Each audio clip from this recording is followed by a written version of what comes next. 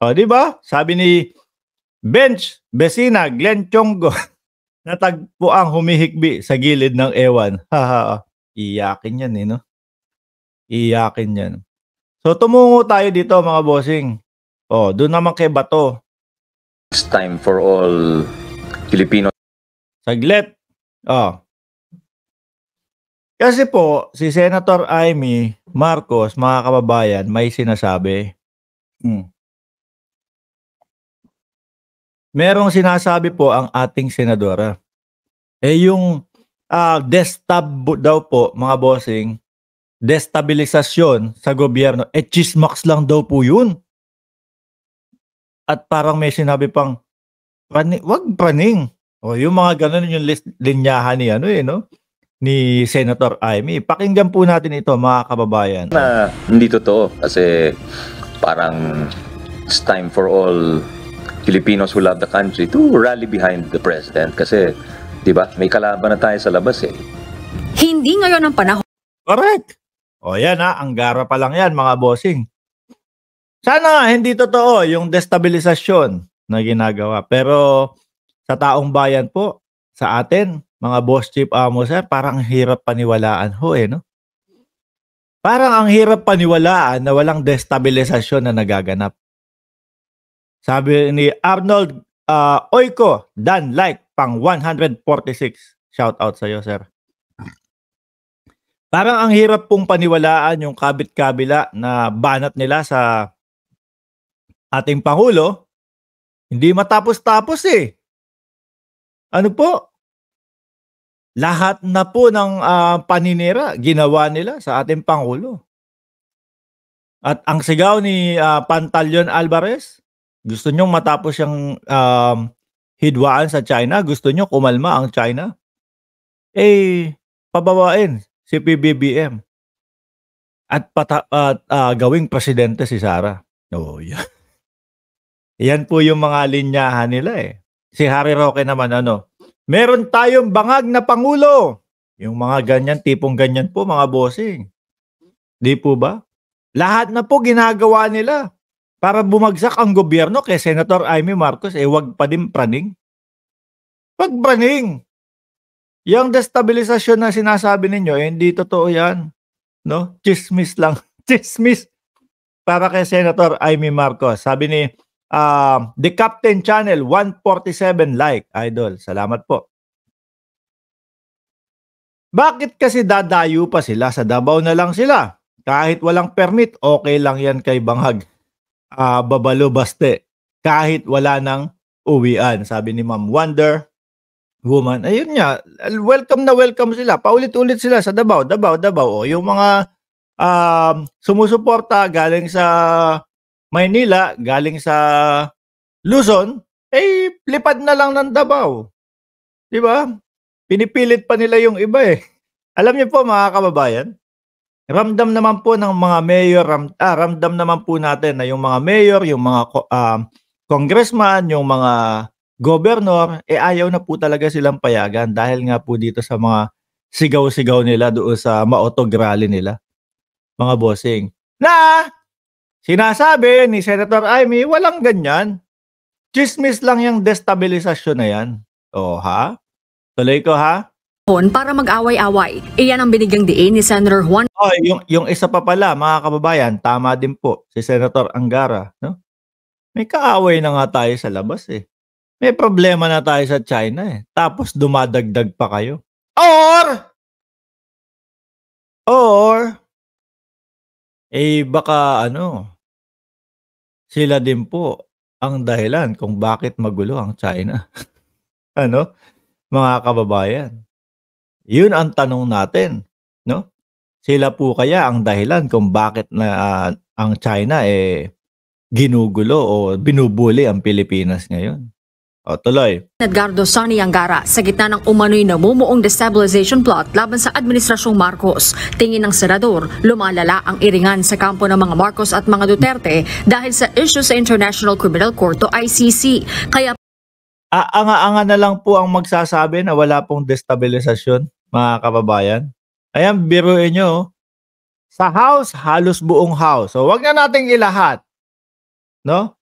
Pero karamihan sa House of Representatives, mga kababayan, yung mga congressman natin, ramdam na destabilisasyon to eh. Kumbaga nga eh, sabi nila, no? Yung hearing ni Bato, eh imposible at hindi kami naniniwala na walang ano yan, halong politika. Salamat Remle Seriaca sa iyong super chat, super sticker. Salamat po. O, yun ang sabi nila sa House. Pero kay Senator Amy Marcos, praning lang kayo. Walang ganyan, walang katotohanan, ang destabilisasyon daw po. Sabi ni, may pahabol pa po pala kayo. Ang gwapo mo, Sir Mark. Naku, salamat. Magagalit yung mga DDS niya kapag sinasabi niyo. Gwapo sa kanila yung mga vlogger nila, mga bossing. O, tuloy. Panawagan ng mambabatas, tigil na rin muna ang bangayan ng dalawang kampo at isantabi na muna ang politika. Isa lang naman po ang bumabangay di ba? Iisa lang naman po ang banat ng banat. Ang ating Pangulo, tuloy-tuloy lang po sa pagtatrabaho, mga kababayan. Doon sa kampo nila, kasi hindi nila mapabagsak ang gobyerno. Hindi nila mapababa ang Pangulo. Kaya patuloy-tuloy ang pagbanat nila. Walang katapusan, no? Kapag hindi umubra yung isa, lilipat sa susunod na paninira.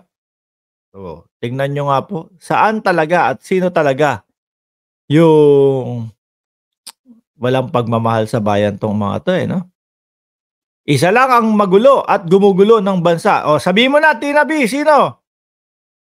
Sino ang gumugulo sa bansa? Huwag mo sabihin si Duterte, magagalit sa iyo yung mga DDS. Magagalit. Nasa mga DDS, ba't hindi nagko-komento dyan? Hindi namin kayo iba-block, mag-comment kayo.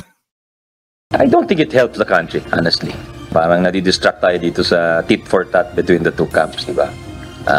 Imbis na mag-focus dun sa issues na palagi ko mas mahalaga sa ating mga kababayan, yung issues of inflation. Tama na muna, ceasefire muna, di ba? Ceasefire Si muna. Senator Ramon Bong Revilla umaasa ring madadaan sa maayos na usapan ng issue upang hindi na humantong sa pagpapatalsik sa administrasyon. At ang ating mahal na Pangulo ay bukas naman ng tenga sa lahat. At kasi po, ang pinagmumulan dito, ang ramdam ko mga kababayan, yung ICC nga po, mga bossing. Sinabi na paulit-ulit ng ating Pangulo, walang jurisdiction sa Pilipinas ang ICC. Sinabi ng DOJ, Secretary Boying Remulla, hindi hahayaan. Nagpaulit-ulit sila, patuloy-tuloy. Tuloy-tuloy lang yung destabilisasyon nila. Mga bossing. Hindi nila alam sa kabila pala yung nakikipag-usap sa ICC, yung kampo ni Trillanes. At hindi naman po hindi po itinatanggi ni dating Senador Trillanes yan, mga kababayan. Talagang sinasabi niya, no? Ito yung mga ito yung mga magaganap sa mga susunod na panahon. Meron pang binigay na mga petsa at walang petsa, buwan. June, July, August, ganyan daw po mga kababayan. Paano yan? Tuloy natin. maghandang makinig yan. Dismayado rin sa Senator Nancy Binay sa tensyon sa pagitan ng mga Marcos at Duterte, partikular na sa mga taga-suporta ng magkabilang kampo. For the longest time. Huwag po kami damay, tahimik kami dito. Wala nga kaming panahon bumanat sa kanila. Puro depensa lang ang ginagawa di ba mga kababayan? Puro depensa lang tayo. Sila banat ng banat. Huwag mo kami idamay. Isang kampo lang yung magulo. Ngayon lang nangyari na magkakampi from the same slate yung presidente at saka vice president. So, I would assume na mababawasan yung politika, di ba? Yun lang, nakakalungkot na parang ngayon lumalabas na may ganitong hindi magkakasunduan. Maganda din siguro na mas madalas pang nakikita na magkasama si Presidente at saka si VP Sara, di ba? para mapakita talaga dun sa mga supporters nila na Senator Amy, nasan ka na? tigilan niyo muna yung bangayan. Ang pwede rin anyang Yeah. magitan sa Senator Amy Marcos bilang kapatid ng presidente at malapit na kaibigan ni Vice President Sara Duterte. Suwestyon pa ni Senator Binay, imbestigahan pa rin maigi ng law enforcement agencies kung may katotohanan sa umano'y namumuong destabilization plot laban sa kasalukuyang administrasyon. Oh, Kapeter, tatanggalin ka na namin. Walang kwenta yung ano mo, comment mo. BBM pa, drag, paulit-ulit. Ayoko na din pong sabihin ng paulit-ulit na ang hihina ng utak nito kaya hindi makasabay sa ating mga usapan. Hindi sila makasabay sa topic. Ang itatype, BBM pa drug test. Paulit-ulit po mga kababayan. No, kaya ang gagawin natin simula sa araw na ito, strict. Pag ganun yung comment, walang kabuluhan, tanggal agad pag paulit-ulit lang. Oh. Lalo na kung paulit-ulit na ang pagpapalutang dito. Ngunit ang presidential sister hindi kumbinsido sa umuugong na destabilization plot. Napapaduyan na ako sa mga chismis na ganyan. Lumantugtugin na, no? Nakakasuya na. Mababaduyan po kami sa inyo, presidential sister sa susunod po na eleksyon. Ano po? Kayo lang po ang hindi nakakapansin at chismis lang po para sa inyo. Baduy lang talaga. Unless may tunay na katibayan, Ang dami! huwag tayo masyadong prani. Basta magtrabaho lang tayo at paro, ibalik ang usapin sa bigas. Unahin ng Hindi! West Philippine Sea, madam! Hindi yun. Yung bigas, okay, sige, nandiyan pa din yan. Hindi lalayo. Unahin bakit kaya ayaw sabihin ni tignan niya natin baka sinabi naman. Wala, hindi sinabi. Ma'am, bakit ayaw mong pag-usapan talaga yung West Philippine Sea? Di ba? Yun po talaga dapat ang pinupukusan ng gobyerno ngayon. At para po malaman talaga, mga bossing, kung ano talaga ang problema diyan sa West Philippine Sea tungkol sa gentleman's agreement, sa secret agreement, magpatawag ka ng sesyon dyan sa Senado. Di ba? Siya ang chairman ng Committee ng Foreign Relation, mga kababayan. Siya yung dapat magpatawag dyan, mga bossing. At si Senator Tolentino, silang dalawa po. Bakit ganoon? Parang iniiwasan mo ba na pag-usapan ito, madam? Malaman lang ng iyong kapatid. Wag na bilang Pangulo. Kapatid na lang. Malaman ng iyong kapatid, ano ba talaga ito? Di ba? Para hindi nangangapa ang ating Pangulo. Tapos pupunta sa bigas. DDS. DDS nga. Ano po? Yung West Philippine Sea na napaka-importanteng pag-usapan na sila mismo ang chairman ng Foreign Relation, tahimik si madam, ayaw mabanggit.